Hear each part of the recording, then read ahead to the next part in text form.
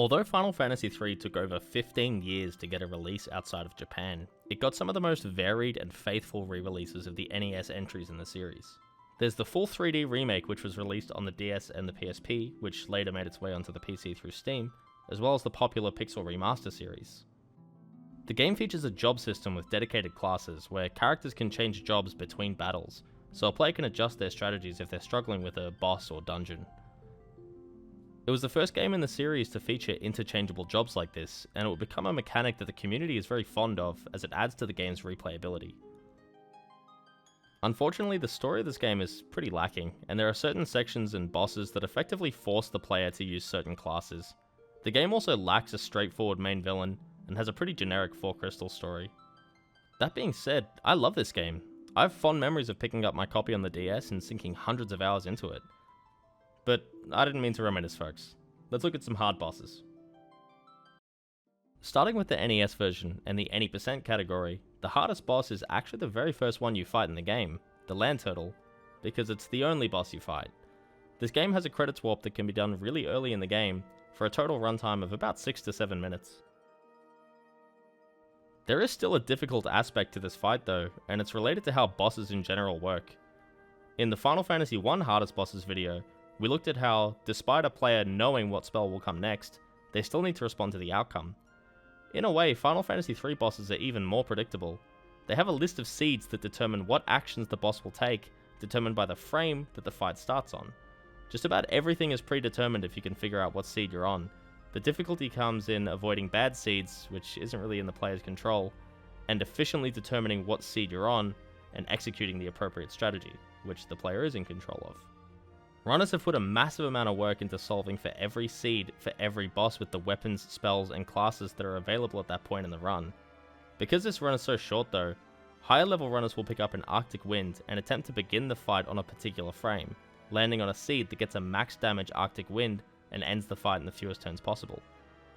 While the fight itself isn't really difficult, the setup certainly is. Landing on an exact frame after several minutes of gameplay is no easy feat, especially when dealing with text boxes and battle menus. Moving on to the glitchless category, where this credits warp is not available to runners, the hardest bosses become Xande and the Xande clone. The clone is an optional boss that guards a chest with a ribbon, but at least one ribbon is so important to help take out the final boss, even casually, that it's bordering on a required boss.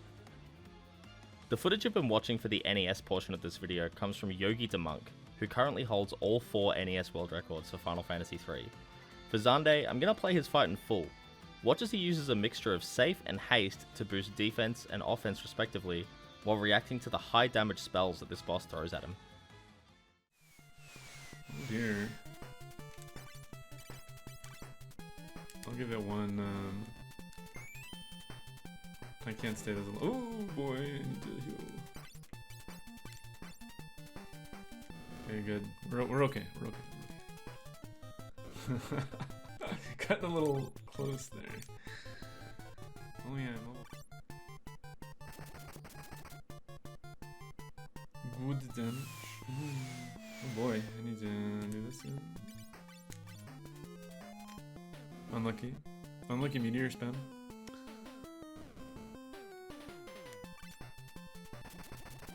I can't set it 600. When meteors can do 1,000.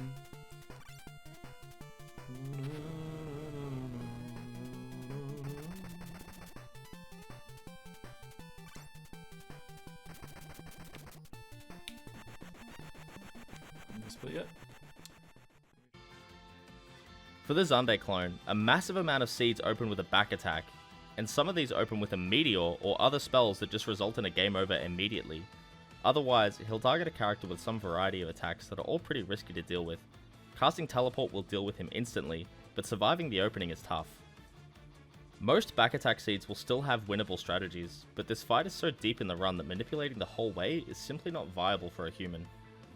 Maybe one day, the strategies will advance to a point where the Xande fight becomes easier, and perhaps the optional clone boss won't even be necessary, but for now, these are definitely the hardest bosses.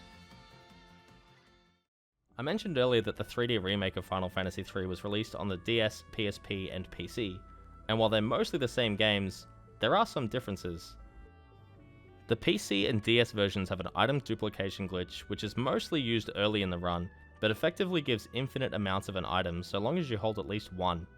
There are also several sequence breaks that bypass large chunks of the game, and the runner with an appropriate namesake, Desh, created a step route for the DS version. If you're unfamiliar with step routes, they take advantage of games that give random encounters based on players' movement rather than actually being random. If you want a deeper look into how most JRPG random encounters aren't actually random, I have a video on it. The PSP version lacks these glitches though, so it's a bit more of a vanilla run, albeit significantly more risky, as runners are unable to lean on these glitches for support. Across all versions, the hardest boss is the Cloud of Darkness, the final boss.